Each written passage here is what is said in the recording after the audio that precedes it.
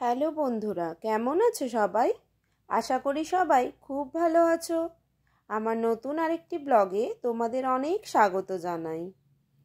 আজ শনিবার, বেশ কয়েকদিন ধরে টানা বৃষ্টির পর আজকে ওয়েদারটা মোটামুটি একটু ভালো। সকালে রান্না সেরে নিয়ে একটু মাংস রান্না করছি, তারপর লুচি বানাবো। আসলে কাল শুক্রবার আমার জন্মদিন ছিল, তো এমনিতেই মান্থ এন্ড, তার ওপর সন্দীপ সকালে বাড়িতে ফিরে ওর পাটা বেশ ব্যথা করছে বলে রেস্ট নিচ্ছিল। তাই সকালে বাজারে যাবেও বলেছিল, কিন্তু আমি বারণ করেছিলাম।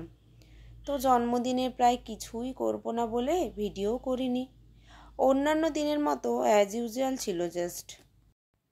তারপর সকালবেলায় বৃষ্টি রোদ এরকম হতে হতে বিকেল থেকে এতই বৃষ্টি শুরু হলো যে আমি বললাম আজ আর তাহলে অফিস যেও না। কিন্তু মনে মনে ভীষণ কষ্ট হচ্ছিল, জন্মদিনের আজকে কিছুই হলো না।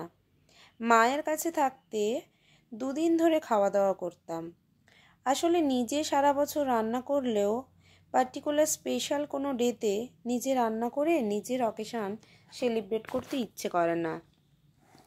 এই করেই বোধহয় মেয়েদের বিয়ের পর সব ইচ্ছেগুলোই কেমন যেন চাপা পড়ে যায়। দুপুরে একজন ফোন করে উইশ করলো। তারপর রান্নাবান্নার কথা হতে হতে আমায় বলছে, বৌদি তুমি পায়েস রান্না করোনি? পায়েসটা তো অন্তত করতে পারতে।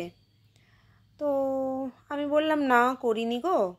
যাই হোক, আসলে কাল রান্নায় মনই ছিল না বলে কিছুই ভালো লাগেনি। তারপর ওই বৃষ্টিতেই আমি আর সন্দীপ গেলাম, বিকেলবেলায় একটা কেক কিনলাম, আর দুজনের মতো ডিনার করব বলে খাওয়ারও প্যাক করে বাড়িতেই নিয়ে চলে এসেছিলাম। গতবারে আরও 2 বন্ধুকে ডাকা হয়েছিল, কিন্তু এবারে আর কাউকে বলা হয়নি।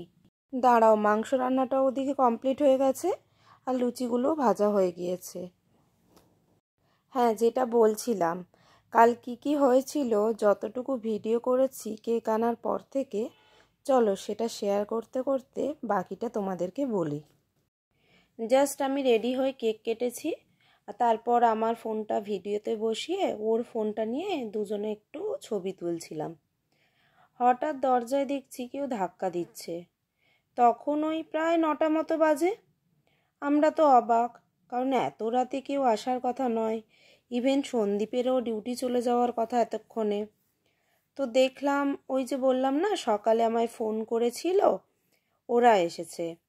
আর একটু আগে বললাম না যে আগের বার 2 বন্ধু এসেছিল, তো এই দুজনের মধ্যে আরেক বন্ধু ওয়েস্ট বেঙ্গল গিয়েছে। এবার ওরা ভেবেছিল যেহেতু উইকেন্ড নয়, তাই হয়তো সন্দীপ ডিউটি গিয়েছে, তাই ওরা আমায় সারপ্রাইজ দিত। তো সত্যিই আমি সারপ্রাইজ হয়েছি কিনা জানি না, কিন্তু এত খুশি হয়েছি কারণ ওরা কেক তো এনেছেই আমার জন্য, সাথে আমার জন্য পায়েস বানিয়েও নিয়ে এসেছে ওই বন্ধুটি। যতই আমি উইকেন্ডে নানা পদ রান্না করে নিজে খাই না কেন বা অন্য কাউকে খাওয়াই না কেন, পার্টিকুলার স্পেশাল দিনটা চলে গেলে তো আবার সেই 1 বছরের অপেক্ষা। মানে এত ভালো লেগেছিল আমার, আমি ধন্যবাদ দিতে চাই না, শুধু এটাই বলবো, জন্মদিনে পায়েস পেয়ে আমি বুঝতেই পারিনি আমি বাড়ির বাইরে আছি। তোমাদের জন্য আমার অনেক ভালোবাসা রইল, আর সন্দীপের জন্য তো বটেই, কারণ কেক আর ডিনারটা ওর পক্ষ থেকে ট্রিট দেওয়া হয়েছিল। আর অফিস না গিয়ে আমায় সময় দেওয়ার জন্য তো অনেকটা ভালোবাসা ওর জন্য। তারপর আমরা দুজনে ডিনার করে নিয়েছিলাম, বাট খুব খারাপ লাগছিল, ওদেরকে ইনভাইট তো করতেই পারিনি আর কিছু আয়োজনও করতে পারিনি। তাই আজ একটু রান্না করেছি ওদেরকে দেব বলে। এবার চলো তোমাদেরকে মায়ের পাঠানো গিফটটা দেখাই। 24-এ জন্মদিন গিয়েছে আর গিফটটাও এসেছে 25-এ। আর তোমরা তো আগেই দেখেছো, মা বাড়ি থেকে যখনই কিছু পাঠায়, পোস্ট অফিসে পাঠায়, মোটামুটি এখানে আসতে স্পিড পোস্ট আসতেও 5-6 দিন হয়ে যায়। তো ওরকমভাবেই পাঠিয়েছে এবারে। তাই 20 তারিখের দিকে পার্সেল করেছিল, ওটা 25-এ পৌঁছে গিয়েছে। এই যে মা এই কানেরটা পাঠিয়েছে আর এই জামাটা পাঠিয়েছে তার সাথে। সব মিলিয়ে দিনটা আমার খুব ভালো কেটেছে। আর বাকি রইল তোমাদের কথা।